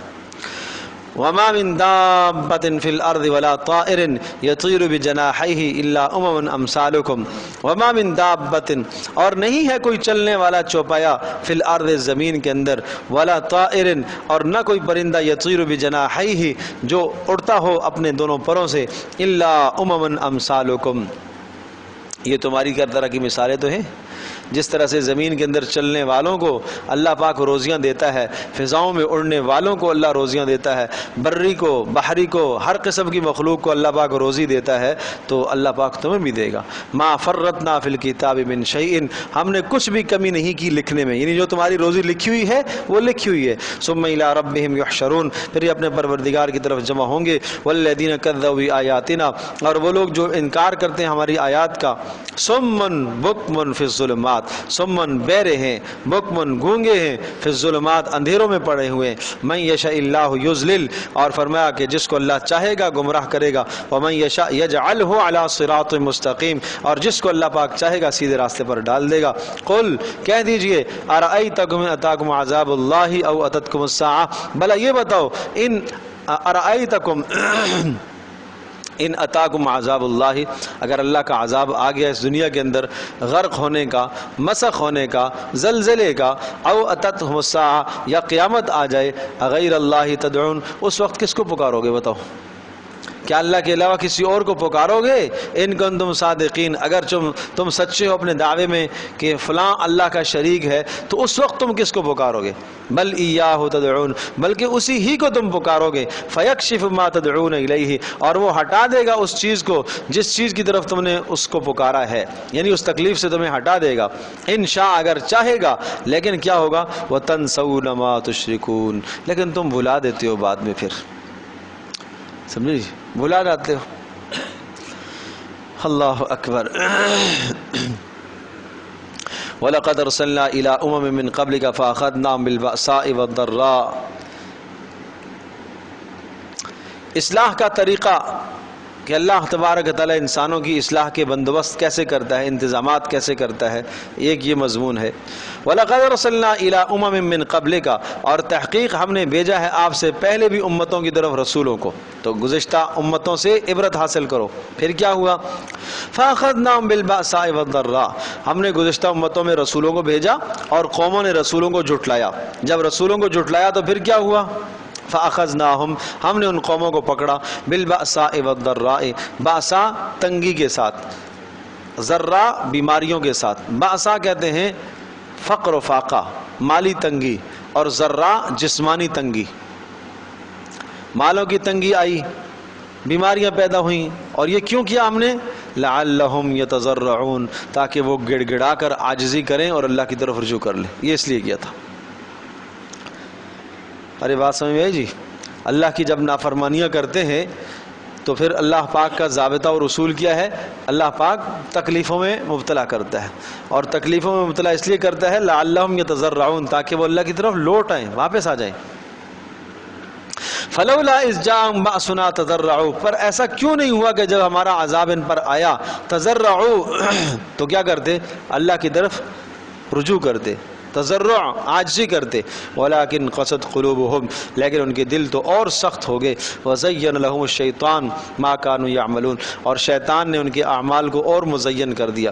بڑی اہم بات ہے بھائی، اس کا تعلق کوئی قوموں کے ساتھ نہیں ہے، ہر فرد کے اوپر اس قسم کے حالات آتے ہیں۔ اللہ پاک کبھی تنگی میں مبتلا کر دیتا ہے، اور تنگی میں مبتلا کرنا اس لیے ہوتا ہے تاکہ اللہ کی طرف کیا کر لو؟ رجوع کر لو۔ لیکن یہ اللہ کا بندہ رجوع نہیں کرتا، یہ کیا کرتا ہے؟ قست قلوبہم، اس کا دل اور سخت ہو جاتا ہے۔ یہ کہتا ہے نماز بھی پڑھتا ہوں پھر بھی مصیبت آ رہی ہے، قرآن کی تلاوت بھی کرتا ہوں پھر بھی مصیبت آ رہی ہے۔ گناہ کا کبھی اس نے نہیں سوچا کہ شاید فلاں گناہ کی وجہ سے ہو، فلاں نہ، شیطان اس وقت اس کو اپنی نیکیاں یاد دلاتا ہے، گناہ نہیں یاد دلاتا۔ تزیین عمل، شیطان اس کے اپنے کرتوتوں اور گناہوں کو اچھا کر کے دکھاتا ہے، دیکھنا تیرا وہ کتنا اچھا کام، تیرا وہ کتنا اچھا کام، وہ کتنا، پھر بھی اللہ کی طرف سے یہ پریشانی۔ یہ کتنے لوگ آتے ہیں جی مول صاحب ہم نماز بھی پڑھتے ہیں لیکن پتہ نہیں کیا ہو گیا ہے، گھر میں تنگی بڑی ہے، 5 وقت کے نمازی بھی ہیں اور پھر بھی جناب کاروبار ٹھیک نہیں چل رہا۔ تو بھائی یہ کوئی ضروری تھوڑی ہے کہ جب آپ نمازی ہو گئے ہو تو اب جناب آپ کی دنیا کا ہر معاملہ سیدھا ہو جائے۔ اللہ کے نبی کے گھر میں فاقے نہیں آئے، تکلیفیں نہیں آئیں۔ تو نعمتوں کا مل جانا، سامانوں کا مل جانا، چیزوں کا مل جانا، یہ اللہ پاک کی طرف سے کوئی رضا کی دلیل نہیں ہوتی، اور چیزوں کا چھن جانا اور نہ ملنا یہ اللہ پاک کی طرف سے ناراضگی کی دلیل بھی نہیں ہے۔ پتہ چلے کہ تم اپنے معاشرے میں جس کو فقیر دیکھو، کہو اللہ کا عذاب آیا ہوا ہے اس پر، اور اللہ پاک نے آپ کو فراوانی کی ہے، میں تو بس اللہ کا چاہیتا ہوں، بس مت پوچھو، بڑا اللہ کا فضل ہے۔ اور ذرا سی پریشانی آ گئی تو پھر وہ فضل رخصت ہو جاتا ہے پھر تو۔ اللہ پاک نے سورۃ الفجر میں گلا کیا، اما الانسان اذا ما ابتلاه ربه فاکرمہ ونعمہ فیقول ربی اکرمن، کہ اللہ انسان کو جب آزماتا ہے، اس کو عزت دیتا ہے، مال کی فراوانی دیتا ہے، تو اس سے پوچھو ہاں بھائی کیا حال ہے؟ بڑا اللہ کا شکر ہے بھائی، بڑا اللہ کا شکر ہے۔ وَأَمَّا إِذَا مَا ابْتَلَاهُ فَقَدَرَ عَلَيْهِ رِزْقَهُ، اور جب اس کو تنگی میں مبتلا کیا جاتا ہے تو پھر اس سے پوچھو ہاں بھائی کیا حال ہے؟ بس مت پوچھ، مر رہا ہوں، بس مت پوچھ، بڑا برا حال ہے، بڑے برے حال سے گزر رہا ہوں، بڑے برے دن آئے ہوئے میرے پر۔ نہیں بھائی، ایسا نہیں، ایسا نہیں کہو۔ الحمدللہ علی کل حال، اللہ کے نبی نے یہ بتایا، الحمدللہ علی کل حال، ہر حال میں اللہ کی حمد ہے بھائی۔ نہیں دیا تو تب بھی اللہ کی حمد ہے، دیا تب بھی اس کی حمد ہے۔ نہیں دیا تو میرے لیے بہتری نہیں ہوگی نا، اس لیے نہیں دیا ہے، اس لیے نہیں دیا ہے، سمجھے جی؟ اور دیا ہے تو ڈرو، سمجھے جی؟ تو اللہ والا وہ انسان جس کا اللہ سے تعلق ہوتا ہے نا، تو وہ دینے اس کو چیز ملے اللہ کی طرف سے تو وہ ڈرتا ہے، اور اس کو نہیں ملتی تو خوش ہوتا ہے، سمجھے جی؟ چیز دنیا کی ملتی ہے تو کیا کرتا ہے وہ ڈرنے لگتا ہے کہ شاید اللہ پاک کی ناراضگی ہے، اس لیے اللہ نے مجھے فراوانی دے دی ہے۔ اذهبتم طیباتکم فی حیاتکم الدنیا، قیامت کے دن کہا جائے گا تم نے دنیا میں اپنے مزے لٹا لیے، مشقتیں جو آئی نا ان کے مزے تم نے لٹا لیے، چلو آج تمہیں کچھ بھی نہیں ملے گا۔ تو نیک آدمی ہر آنے والی نعمت سے ڈر رہا ہوتا ہے کہ کہیں میری نیکیوں کا بدلہ یہیں تو نہیں مل رہا اور آخرت میں خالی ہاتھ چلا جاؤں، سمجھے جی؟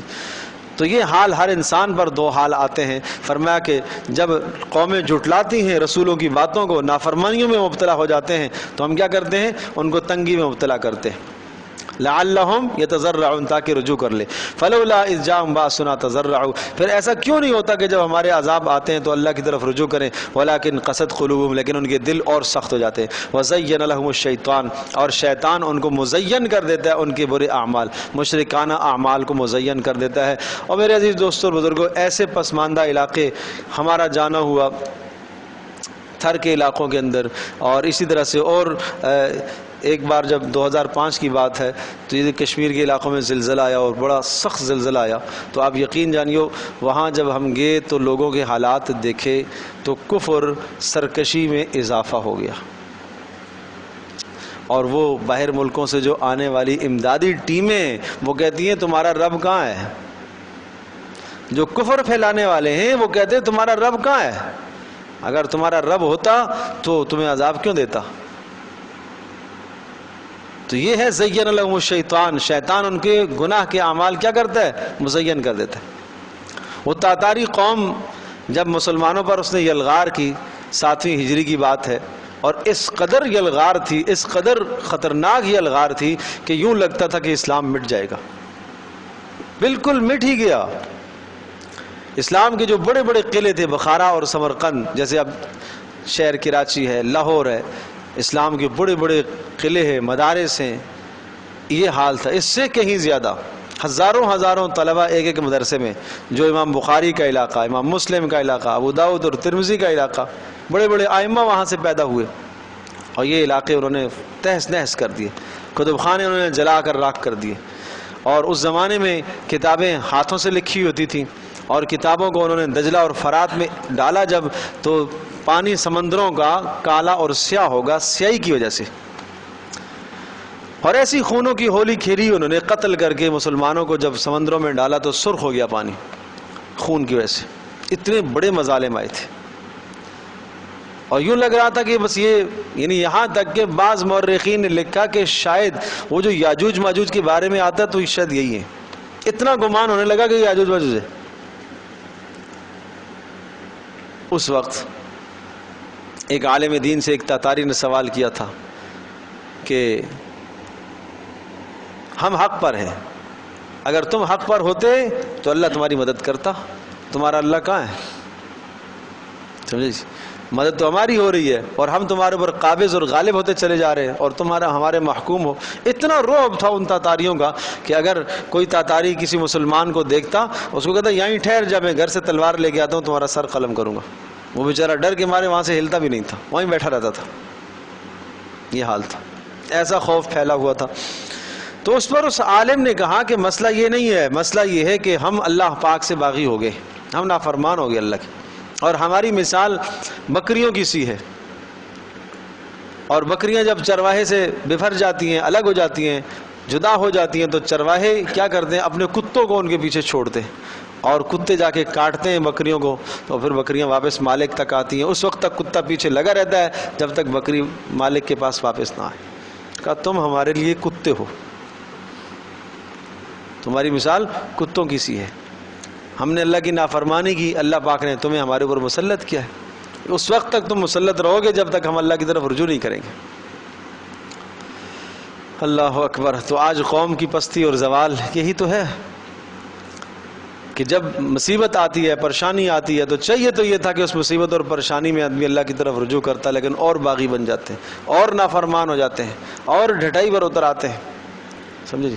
اور قرآن مجید میں اللہ پاک کا اصول ہے، سورہ بنی اسرائیل کے شروع میں ہی ذکر فرمایا، وَآتَيْنَا مُوسَى الْكِتَابَ وَجَعَلْنَا هُدًى لِبَنِي إِسْرَائِيلَ أَلَّا تَتَّخِذُوا مِن دُونِي وَكِيلًا ذُرِّيَّةَ مَنْ حَمَلْنَا مَعَ نُوحٍ إِنَّهُ كَانَ عَبْدًا شَكُورًا وَقَضَيْنَا إِلَى بَنِي إِسْرَائِيلَ فِي الْكِتَابِ، ہم نے بنی اسرائیل کے بارے میں یہ فیصلہ لکھا تھا، لَتُفْسِدُنَّ فِي الْأَرْضِ مَرَّتَيْنِ، کہ تم زمین میں فساد پھیلاؤ گے، وَلَتَعْلُنَّ عُلُوًّا كَبِيرًا، اور تم بڑی سرکشی مچاؤ گے، فَإِذَا جَاءَ وَعْدُ أُولَاهُمَا، جب پہلی بار انہوں نے نافرمانی کی، بَعَثْنَا عَلَيْهِمْ عِبَادًا لَنَا أُولِي بَأْسٍ شَدِيدٍ فَجَاسُوا خِلَالَ الدِّيَارِ، تو ہم نے لڑاکو قوم کو ان کے اوپر مسلط کر دیا، اور فَجَاسُوا خِلَالَ الدِّيَارِ، ان کے گھروں میں گھس گئے، وَكَانَ وَعْدًا مَفْعُولًا، یہ اللہ کا فیصلہ ہے۔ اور ثم رددنا لكم الكرة عليهم وامددناكم باموال وبنين، پھر ہم نے دوبارہ سے تمہاری حالت پلٹی اور تمہیں بہتر حالت میں لایا، تمہارے پاس رسولوں کو بھیجا، اور ہم نے تمہیں مال کے اندر فراوانی عطا کی ہے، لیکن فَإِذَا جَاءَ وَعْدُ الْآخِرَةِ لِيَسُوءُوا وُجُوهَكُمْ وَلِيَدْخُلُوا الْمَسْجِدَ كَمَا دَخَلُوهُ أَوَّلَ مَرَّةٍ، اور دوبارہ بھی اسی طرح سے ہوا، بخت نصر مسلط ہوا ایسا ان یہودیوں پر کہ اس نے بیت المقدس کو مسمار کر دیا، تباہ و برباد کر دیا۔ پھر آگے فرمایا وَإِنْ عُدْتُمْ عُدْنَا عَسَىٰ رَبُّكُمْ أَنْ يَرْحَمَكُمْ، تمہارا پروردگار مہربان ہے، لیکن وَإِنْ عُدْتُمْ عُدْنَا، اگر تم دوبارہ سرکشی کرو گے، عُدْنَا، ہمارا عذاب اسی طرح سے دوبارہ آئے گا، سمجھے جی۔ اور ایک بڑی اہم بات ذکر کرتا ہوں، اگر سمجھ میں آ جائے، اس بات کو میں نے پہلے بھی بتایا تھا، شاید کئی بار ذکر کر بھی چکا ہوں، لیکن بہرحال دوبارہ دہرانے میں حرج بھی نہیں ہے تاکہ یاد بھی رہے، کہ اس امت کی بہت بڑی مناسبت ہے موسیٰ علیہ السلام کی امت کے ساتھ، اس لیے اس امت کو ہلاک نہیں کیا گیا، یکمشت یہ ہلاک نہیں ہوئی ہے، موسیٰ علیہ السلام کی امت کو بھی اس طرح سے ہلاک نہیں کیا گیا، ان پر بھی دوسری قوموں کو مسلط کیا گیا، جب وہ نافرمانیاں کرتی تھیں، اور گزشتہ قوم، نوح علیہ السلام کی قوم، شعیب علیہ السلام کی قوم، ہود علیہ السلام کی قوم، صالح علیہ السلام کی قوم، یہ جو اقوام گزری ہیں، ان اقوام کا طریقہ کار عذابوں کا یہ تھا کہ جب انہوں نے نافرمانیاں کی، اللہ پاک نے پوری قوم کو تہس نہس کر دیا، آسمانوں سے عذاب اترے اور تباہ و برباد ہو گئی قومیں۔ لیکن موسیٰ علیہ السلام کی قوم پر اللہ پاک نے یہ کیفیت عذاب کی نہیں لائی جو گزشتہ قوموں پر آتی تھی، اور موسیٰ علیہ السلام کی مناسبت اس امت کے ساتھ زیادہ ہے، یہی وجہ ہے کہ موسیٰ علیہ السلام کا تذکرہ جا بجا قرآن میں آتا ہے، رسول پاک صلی اللہ علیہ وسلم کو تسلی 2 سپاروں کے علاوہ 28 پاروں میں موسیٰ علیہ السلام کا تذکرہ ہے، اور وہ اسی لیے کہ جس طرح سے موسیٰ علیہ السلام کی قوم پر یکمشت ایک دم سے عذاب نہیں آیا کہ پوری کی پوری قوم تباہ ہو جائے، ایسا نہیں ہوا، اسی طرح سے اس امت پر بھی عذاب نہیں آئے گا، جیسے ان پر غیروں کو مسلط کیا اللہ پاک نے، اسی طرح سے ہمارے اوپر بھی غیروں کو مسلط کرے گا، اس وقت تک مسلط رہیں گے جب تک ہم اللہ کی طرف رجوع نہ کریں۔ تو ضرورت اس وقت بھی توبہ اور استغفار کی ہے، بجائے تبصروں کے، بجائے ٹی وی کے سامنے بیٹھ کر تبصرے کرنا، اس کے تبصرے، کبھی اس کی حمایت، اس کی مخالفت، اس کی حمایت، اس کی مخالفت، ارے بھائی رجوع اللہ کر لیتے، اتنی دیر میں اتنی دیر توبہ استغفار کر لیتے، ہدایت کی دعائیں مانگ لیتے، سمجھے جی، اللہ پاک سے نیک صالح حکمران مانگ لیتے۔ تو اس لیے حدیث پاک میں آتا ہے، صاف صاف بتایا ہے کہ بادشاہوں کے دل میرے قبضہ قدرت میں، اللہ پاک ارشاد فرما رہا ہے، اور میں جس طرف چاہوں گا پھیروں گا. جب لوگ میری فرما برداری کریں گے تو میں بادشاہوں کے دلوں کو ان کی طرف مائل کر دوں گا, ان پر رحم کریں گے, اور جب میری نافرمانی کریں گے تو بادشاہوں کے دلوں کو ان سے موڑ دوں گا اور پھر ان پر وہ زیادتی اور ظلم کریں گے. اللہ اکبر. تو یہ ایک حال بتایا میں نے آپ کو کہ ولیکن قست قلوبہم, دل سخت ہو گئے, وزین لہم الشیطان, اور شیطان نے مزین کر دی ان کے برے اعمال, فلما نسوا ما ذکروا بہ. اب دوسری صورت, فلما نسوا, جب بھول گئے, ما ذکروا بہ, وہ چیزیں جن چیزوں کے ذریعے سے ان کو نصیحت کی گئی. کیا نصیحت کی گئی تھی؟ مشکل حالات آئے تھے نا, تنگی آئی تھی, ہیں جی, اور بیماریاں آئی تھیں. اب اللہ پاک نے ٹھیک کر دیا تو وہ سب بھول بھال گئے. بھائی پچھلے سال تم چارپائی پہ لیٹا ہوا تھا, اللہ کا بندہ موت کے قریب سے تو نکل کے آیا ہے, راستے میں ایکسیڈنٹ ہوا ہے, بچ گیا ہے, تیری زندگی بچ گئی ہے, موت کے منہ سے نکل کر آیا ہے, تجھے یاد رکھنا چاہیے نا, اب اللہ کی طرف رجوع کر لینا چاہیے, لیکن بھول گیا. تو پھر کیا کرتے ہیں اللہ پاک؟ دوسرا حال آتا ہے, دوسری آزمائش. فتحنا علیہم ابواب کل شیء, ہر چیز کے دروازے ہم ان پر کھول دیتے ہیں. رزق کی فراوانی, صحت اچھی, مال خوب, عزت خوب, اپنے کاروبار بھی اچھے, بیٹوں کے بھی اچھے, پوتوں کے بھی اچھے, نسلیں بیٹھ گئی صحیح. حتیٰ اذا فرحوا, یہاں تک کہ جب خوش ہونے لگتے ہیں, بما اوتوا, جو ان کو دیا گیا, اخذناہم بغتۃ, تو پھر اچانک ہم ان کو پکڑتے ہیں, فاذا ہم مبلسون, حیرت زدہ رہ جاتے ہیں, مایوس ہو جاتے ہیں. اب ایسے لوگوں فقطع, کاٹ دی جاتی ہے, دابر القوم الذین ظلموا, ایسے ظالموں کی جڑ, والحمد للہ رب العالمین, اور ساری تعریفیں اللہ کے لیے. اب اس کو ذرا 9ویں سپارے کے شروع میں دیکھیں, وہاں پر بھی اسی طرح کا مضمون ہے.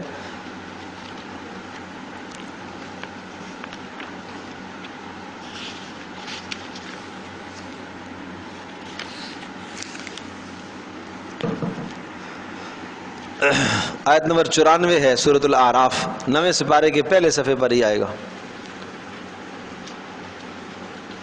وما ارسلنا فی قریۃ من نبی الا اخذنا اہلها بالبأساء والضراء لعلهم یضرعون. مل گیا؟ وما ارسلنا فی قریۃ من نبی, ہم نے نہیں بھیجا کسی بھی بستی میں کسی نبی کو, الا اخذنا, یعنی جب بھی ہم کسی بستی میں نبی کو بھیجتے ہیں ہم پہلے ہلاک نہیں کرتے, ہلاکت سے پہلے ہم نبی بھیجتے ہیں, اور یا یہ ہے کہ لوگوں کو سمجھانے کے اسباب پیدا کرتے ہیں. الا اخذنا اہلها بالبأساء والضراء, ہم نے اس بستی والوں کو پکڑا, بالبأساء والضراء, تنگیاں دے کر. بأساء آپ کو بتایا تھا کہ فقر, اور ضراء جسمانی بیماریاں, لعلهم یضرعون, تاکہ وہ رجوع کرے. اس کے بعد ثم بدلنا مکان السیئۃ الحسنۃ, پھر ہم حالت کو بدلتے ہیں, اس برائی کی جگہ پر اچھائی لے آتے ہیں, تنگ دستی کی جگہ پر مالداری لے کے آتے ہیں. حتی عفو, یہاں تک کہ جب خوب وافر ان کے پاس مال بڑھ جاتے ہیں. وقالو, اب بڑی اہم بات ہے, یہ سمجھانے کے لیے میں نے اس آیت کو کھولا ہے. قالو, کہنے لگے, قد مس آباءنا الضراء والسراء فاخذناہم بغتہ. جب مال کی فراوانی آتی ہے نا تو پھر کیا کرتا ہے؟ کہتا ہے ہمارے ابا نے, دادا نے بڑی تنگی دستی میں وقت گزارا ہے, بڑی مشکل میں وقت گزارا ہے, ہمارے پر تو بڑی اللہ نے فراوانی کی ہے, بڑی مال میں ہم نے بڑی محنت کی ہے, ہم نے کاروبار میں محنت کی ہے, دن رات لگایا, اور آج ہم یہاں تک پہنچے ہیں. مطلب یہ ہے کہ یہ نہیں سمجھ رہا کہ مال کی فراوانی اللہ کی طرف سے امتحان ہے. پہلے والے امتحان میں ناکام ہو گیا, دوسرا امتحان اس میں بھی ناکام ہو جا رہا ہے. پہلا امتحان آیا تھا, تنگی اللہ نے مسلط کی تھی نا, تو تنگی اس لیے مسلط کی تھی تاکہ اللہ کی طرف کیا کرتا؟ رجوع کرتا. نہیں رجوع کیا, پھر اللہ پاک نے کیا کیا؟ مال کی فراوانی کر دی, وسعت دے دی, اور وسعت بھی اس لیے دی ہے تاکہ وسعت دیکھ کر ادھر سے اگر پہلے امتحان میں ناکام ہوا تو شاید اب سمجھ جائے کہ چلو اب تو اللہ کا شکر ادا کر دوں. لیکن اب بھی کیا کہتا ہے؟ اب بھی اللہ کا شکر ادا نہیں کرتا, اب بھی نافرمانی نہیں چھوڑتا, اب بھی بغاوت یہ نہیں چھوڑتا. یہ کہتا ہے ہاں آباء و اجداد نے تو بڑا تلخ وقت دیکھا ہے, تنگی کا وقت دیکھا ہے, اور ہم تو بہت اچھے ہیں, ہم تو بہت اچھے. یہ نہیں سمجھتا کہ اللہ کی طرف سے یہ آزمائش ہے. وقالو, یوں کہتا ہے, مس آباءنا الضراء والسراء, کہ ہمارے آباء و اجداد کو بڑی تکلیفیں رہی ہیں اور بڑی تنگی میں انہوں نے وقت گزارا ہے. تو جب یہ باتیں کرتا ہے نا, فاخذناہم بغتۃ, تو اچانک ہم اس کو پکڑتے ہیں, وہم لا یشعرون, پھر اسے شعور بھی نہیں ہوتا. سمجھے جی؟ تو پھر کیوں بے خوف ہے عذاب سے؟ وَلَوْ أَنَّ أَهْلَ الْقُرَىٰ، یہیں دیکھو اسی جگہ پر، وَلَوْ أَنَّ أَهْلَ الْقُرَىٰ، اور اگر بستی والے آمنوا ایمان لائیں، وَاتَّقَوْا اور تقوی اختیار کریں، لَفَتَحْنَا عَلَيْهِمْ بَرَكَاتٍ مِّنَ السَّمَاءِ، ہم آسمان زمین سے رحمتوں کے دروازے کھولیں گے، برکتیں نازل کریں گے۔ اگلی آیت دیکھو، أَفَأَمِنَ أَهْلُ الْقُرَىٰ أَن يَأْتِيَهُمْ بَأْسُنَا، کیا مطمئن ہو گئے بستی والے، أَن يَأْتِيَهُمْ بَأْسُنَا بَيَاتًا، کہ آئے ان کے پاس ہمارا عذاب دن دہاڑے، وَهُمْ نَائِمُونَ اور یہ سو رہے ہوں، ان کے پاس عذاب آئے بیاتن رات کے وقت، وہم نائمون سو رہے ہو۔ اب آمن اہل القریٰ، کیا اس بات سے بے خبر ہو گئے، ان یاتیہم باسنا ضحی، کہ ان کے پاس ہمارا عذاب آئے دن کو، وہم یلعبون اور وہ کھیل رہے ہوں۔ افامنوا مکر اللہ، کیا اللہ کی پکڑ سے بے خوف ہو گئے؟ فلا یأمن مکر اللہ الا القوم الخاسرون، اللہ کی پکڑ سے تو نافرمان لوگ ہی، خسارے والے ہی بے خوف ہوا کرتے ہیں۔ اللہ کے عذاب سے بے خوف ہو جانا یہ کفر ہے، اللہ کی رحمت سے مایوس ہو جانا یہ بھی کفر ہے، یہ دونوں کفر ہے۔ شیطان اس راستے سے انسان کو کفر تک لے جاتا ہے، جب انسان گناہ کرتا ہے مایوسی پیدا کرتا ہے شیطان، میں مایوسی چھا جاتی ہے، تو نے اتنے نافرمانیاں کی ہیں، تیرے گناہ تو بخشے ہی نہیں جا سکتے۔ اور کبھی کبھی ادھر سے شیطان حملہ کرتا ہے، ہاں اتنا عرصہ ہو گیا گناہ کرتے کرتے، آج تک عذاب نہیں آیا، کوئی عذاب شذاب نہیں آتا، چھوڑ دو، چلو جو مرضی ہے کرتے جاؤ، دیکھی جائے گی، جب مریں گے دیکھ لیں گے، توبہ کر لیں گے۔ تو اللہ کے عذاب سے بے خوف کرتا ہے آدمی کو، تو یہ دونوں شیطانی حربیں ہیں بھائی۔ اب دیکھیے جی، فَقُطِعَ دَابِرُ الْقَوْمِ الَّذِينَ ظَلَمُوا وَالْحَمْدُ لِلَّهِ رَبِّ الْعَالَمِينَ۔ فَقُطِعَ کاٹ دی گئی ہے، دَابِرُ الَّذِينَ ظَلَمُوا جڑ ان لوگوں کی جنہوں نے ظلم کیا، کفر کیا، شرک کیا، وَالْحَمْدُ لِلَّهِ رَبِّ الْعَالَمِينَ، اور ساری تعریفیں اس اللہ کے لیے جو سارے جہانوں کا پالنے والا ہے۔ تو پتہ چلا کہ کافر کی تباہی پر الحمدللہ کہنے میں کوئی حرج بھی نہیں ہے، نہیں سمجھے جی؟